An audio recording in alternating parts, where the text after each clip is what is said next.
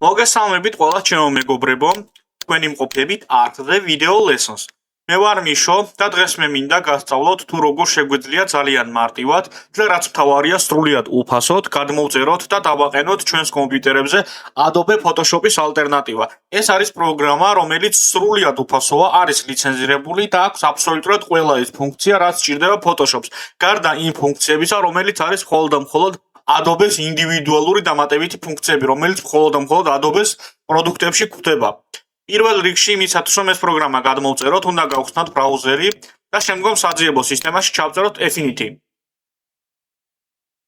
ამის შემდგომ გადავდივართ ოფიციალურ ვებგვერდზე. ოფიციალურ ვებგვერდზე როგორც გადავართ, დავაწვევით Get Affinity. და აი აქ როგორც ხედავთ, სრულიად უფასოა, უბრალოდ გვჭირდება რაიმე სახით ვერიფიკაცია. ამ შემთხვევაში ჩვენ შეგვიძლია ვერიფიკაცია გავიაროთ Gmail-ით, ან უბრალოდ დავრეგისტრირდეთ. მე Gmail-ით გავივლი.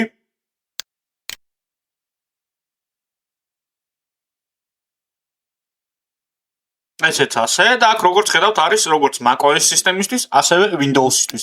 ვაწვევით Windows და ვირჩევთ ჩვენთვის სასურველ ვერსიას. Intel და AMD ARM-ის პროცესორები და ასე შემდგომ. არის როგორც Enterprise ვერსია Windows-ებისთვის, ისე სტანდარტული ვერსიებისთვის. ჩვენ გვჭირდება სტანდარტული ვერსია Intel ან AMD-ის პროცესორებისათვის.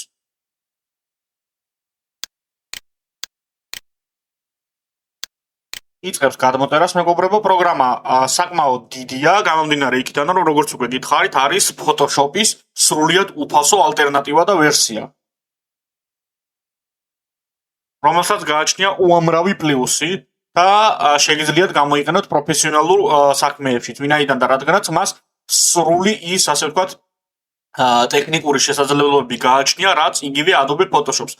ოღონდ როგორც უკვე გითხარით, არ აქვს მხოლოდ ის ფუნქციები, რომელიც უშუალოდ არის დამახასიათებელი მხოლოდ Adobe Photoshop-ისათვის.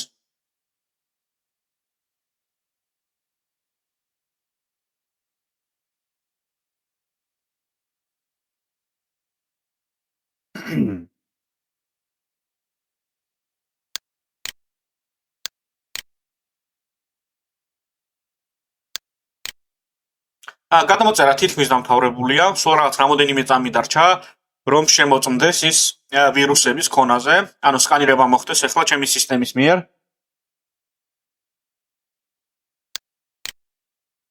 როგორც ხედავთ, წარმატებით გაიარა სკანირებას, მეგობრებო, ეს არც არის გასაკვირი, გამომდინარე იქიდან, რომ ის გადმოწერილია ოფიციალურ ვებგვერდიდან.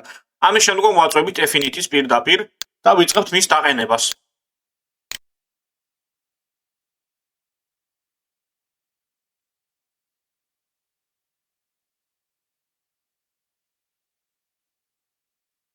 აქ არის გაფრთხილება, რომ თუ თქვენ არენდობით და არ იცით საიდან არის ეს პროგრამა გადმოწერილი, შეიძლება მან დააზიანოს თქვენი კომპიუტერიო.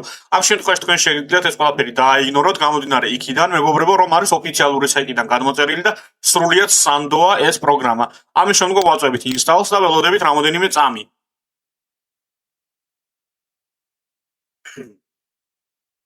ნუ როგორც ყოველთვის დაყენება და ყველაფერი, რაც დაყენებასთან არის დაკავშირებული, დამოკიდებულია იმაზე, თუ რა დონის, ასე ვთქვათ, მყარი დისკი გიყენიათ მეგობრებო, არის ეს SSD, M2 თუ HDD. აქედან გამომდინარე იქნება მისი დაყენება და მისი დაყენების სისწრაფე გამოჩენილი თქვენს კომპიუტერებზე. როგორც ხედავთ, პროგრამა ძალიან სწრაფად დაყენდა ჩემთან. და ესეც ასე ჩაირთვება ახლა და თქვენ ხედავთ მეგობრებო, თქვენს თვალწინ Adobe Photoshop-ის სრულიად უფასო კონკურენტს, რომელსაც იგივენაირი ფუნქციონალი აქვს. აი შევქმნათ ახლა ახალი დოკუმენტი A4-ისნაირი. A4 ფორმატის და აქ ხედავთ ფერების კორექციას, სხვადასხვა ინსტრუმენტებს, დამატებით ფუნქციებს, მეგობრებო, რომელიც აბსოლუტურად ყველა ხელმისაწვდომია.